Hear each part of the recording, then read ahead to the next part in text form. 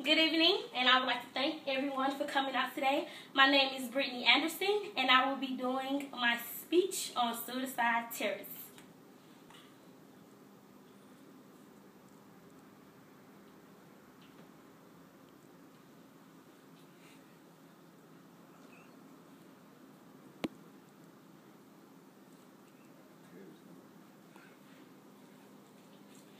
Code red was the first thing I heard that Tuesday morning.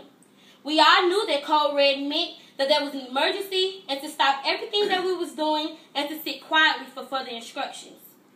As minutes passed, I could remember hearing my heartbeat as I seen my 4th grade teacher walk in the room with a look of disbelief on her face.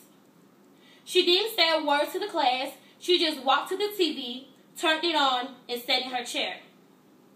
At first, I didn't understand what was going on, but as I seen the plane fly and hit a part of the Twin Tower, I knew at that moment the U.S.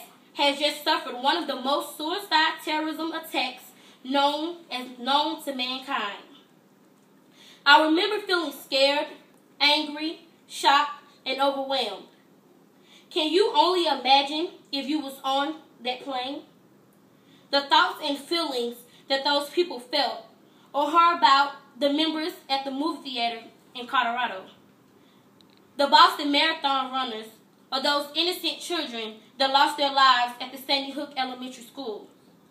All those victims was a part of a suicidal terrorism attack that was done out of pure hatred and evil. A suicide terrorist is a man or woman who would sacrifice his own life to reap the benefits of taking someone else's.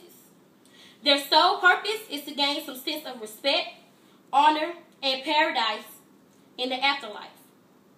They are praised by other advocates and is motivated through politics, revenge, and religion. According to psychologist Adam Langford, we must stigmatize these acts, expose them as psychological damaged individuals, and be aware of the risk factors and warning signs.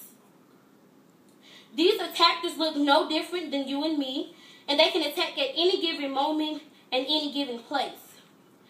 They can be old, young, male, female, white, or black.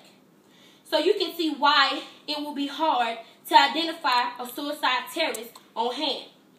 However, there are signs that can be seen to identify these attackers, such as decrease in performance in school, depression, a sudden decrease in emotionality, increase of drug or alcohol use, an unusual desire for social isolation, preparing for death by getting one's affairs in order, and a significant decrease in self-esteem.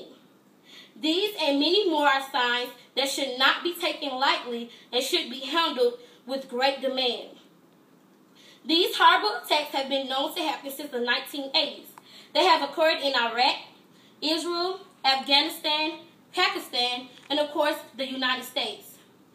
Even though 90% of these acts are done out of hate and revenge, you do have some suicide terrorists that attack for the greater good. For an example, for our fellow soldiers or our fellow comrades. For the brave Army hero who jumped on a grenade to save his comrades, or a selfless Kamizuki pilot who crashed their planes into an enemy warship in the effects to protect Japan. These are all attacks that take innocent lives and leaves families, friends, communities, and nations heartbroken and devastated.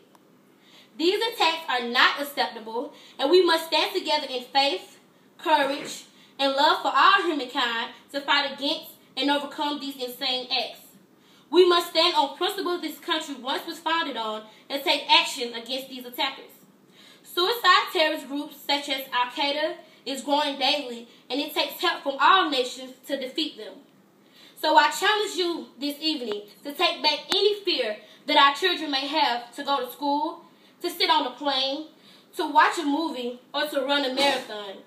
I challenge you to educate others and be aware of the warning signs and risk factors of these attackers. Speak up, speak out, and be bold, and let's stand together as a nation and stop these devastating acts. We owe it to ourselves, our families, this beautiful nation, and most importantly, to the souls of the individuals that has already became a victim due to these attacks. I will fight back, and I will no longer live in fear. I accept the challenge. Do you? Yep. I would like to thank everyone that is here tonight. I hope what I said shared some insight on suicide terrorism, and I also hope you all have accepted the challenge. Thank you.